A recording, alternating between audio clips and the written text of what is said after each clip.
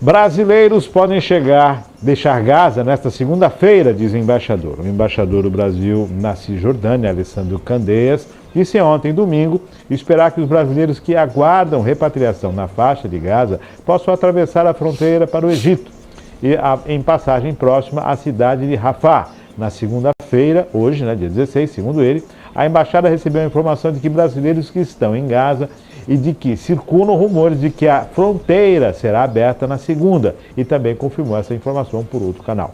Um grupo de 28 pessoas, 22 brasileiros e 6 palestinos com residência no Brasil, seguem abrigado nas casas de Rafah e Khan Yunis, no sul de Gaza, aguardando a autorização para cruzar a fronteira.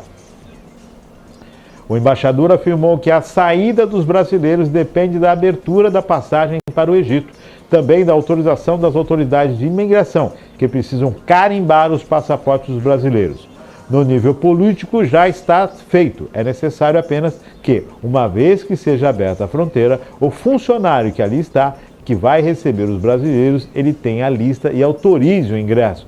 Esperamos que isso aconteça amanhã, disse ele. Essa é a nossa expectativa, disse Candeias. Segundo o governo brasileiro, assim que o grupo puder cruzar para o Egito, eles serão trazidos ao Brasil no avião VC-2 da Presidência da República, que tem capacidade para transportar até 40 passageiros.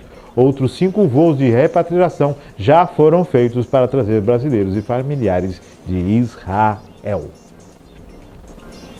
Era a situação mais complicada que se imaginava, eram os brasileiros na faixa de Gaza, devido a essa questão da fronteira. Ninguém sai, ninguém entra.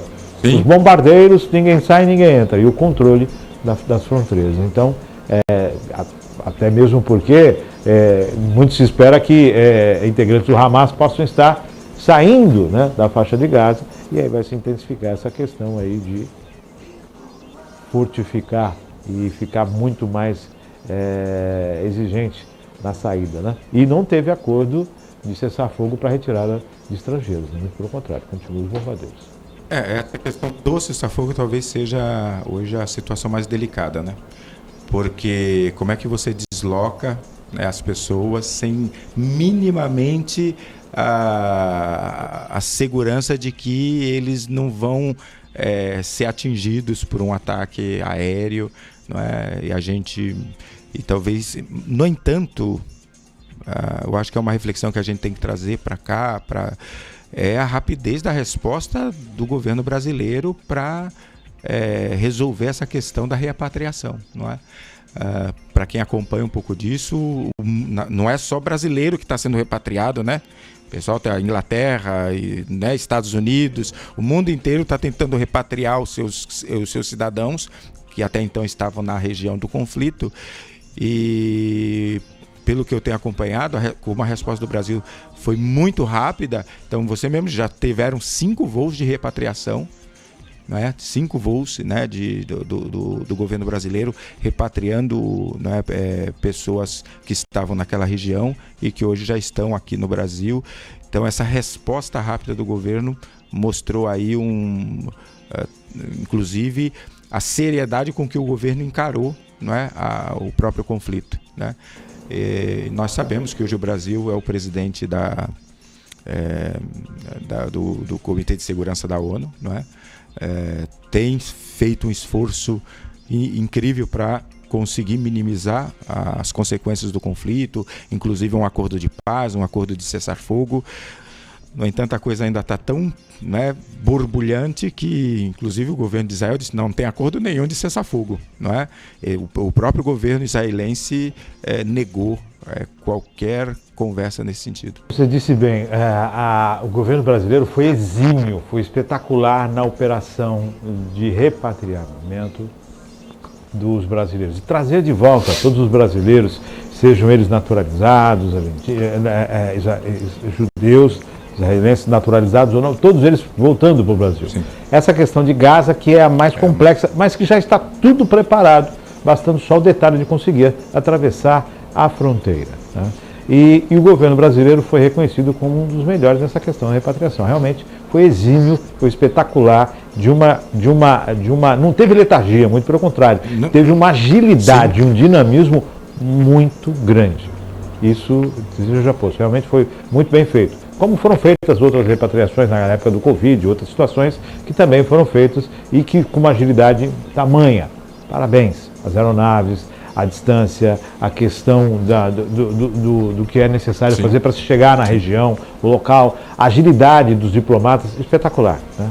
A questão que você comentou, que a gente até falou que era matéria do Estadão, é o Brasil, por ser presidente, por estar presidente do comitê, tem uma situação onde é difícil agora se controlar, porque os Estados Unidos já se posicionou favorável a Israel. Muitos países se posicionaram, o Ocidente se posicionou favorável a Israel. E vamos lembrar que é uma situação até dentro do país aqui, onde alguns políticos tomaram posições contrárias, aí, ao invés de observar a raiz do problema e valorizar a questão das vidas, tiveram uma certa politização do conflito em alguns discursos que foram rechaçados pela opinião pública e muitos tiveram que voltar atrás. Sim, sim. Quer dizer, já falaram que não deviam, imaginaram que estavam fazendo política e tiveram que voltar atrás. Porque não se trata de política. 4.000 vidas. E não hoje... se trata de, fulano tem o mesmo pensamento político que eu, ciclano está lutando. Não se trata disso, se trata de vidas. E é o que... Aí volto ao comentário que eu fiz há pouco tempo atrás. Numa guerra não há vencedores. Isso está lá nos livros de história, não é?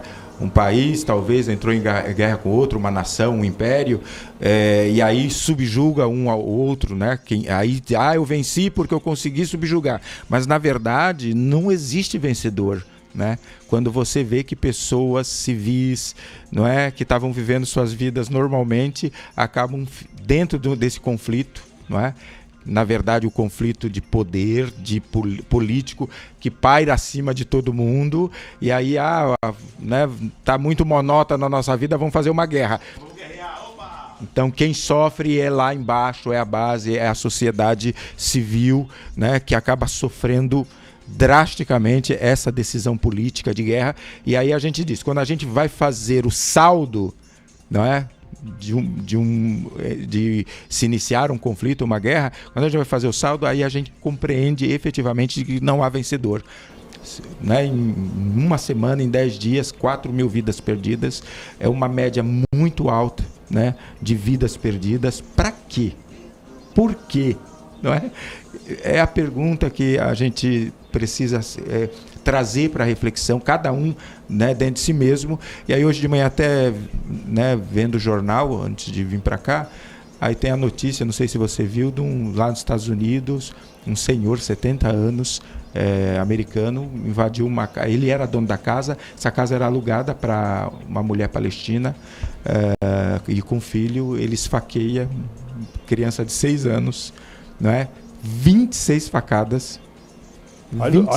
Olha o tamanho não é? Crime de ódio, não é? Sabe? E aí você vê, então quer dizer, olha a extensão que esse conflito pode alcançar, não é? Estão muito distante da faixa de Gaza, que é o palco do conflito em si. E aí uma criança de 6 anos, Estados Unidos, que lá vive com a mãe, é palestina, o dono da casa, que era americano, 70 anos, foi lá e se achou no direito de esfaquear. 26 facadas numa criança de 6 anos. Né? Que crime essa criança? Porque ela é palestina? Virou crime? Qual foi o míssil que essa criança lançou? Você está entendendo? Qual foi o tiro que essa criança deu? É absurdo. Mas se você observar, é o que você falou naquele programa da semana passada, é algo milenar, são tribos, tem toda uma história.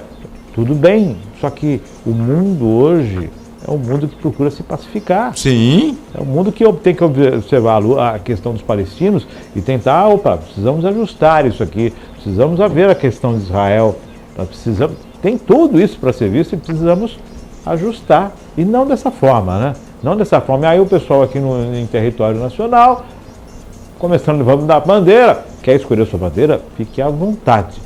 Só entenda que você está diante de uma guerra. Sim. E é a primeira vez que a guerra da Ucrânia saiu do topo dos assuntos, tá? Que agora entrou Israel. Putin até pediu para o pessoal conversar. Então, mas é uma tristeza, né? Você vê que guerra da Ucrânia, que estava aí, na verdade, o que ofuscou a guerra da Ucrânia, uma outra guerra. Uma outra Ou guerra. seja, nós estamos num caminho tenebroso, sombrio demais, né? E aí o mundo precisa pensar nisso, não é? O que substituiu já algo que era horrível, que era a guerra da Ucrânia, foi outra guerra. Para você ver o Brasil olhando para o conflito e buscando ali a paz, apaziguar. Aí, políticos brasileiros olhando para o conflito e tentando levantar, lacrar. Difícil, né?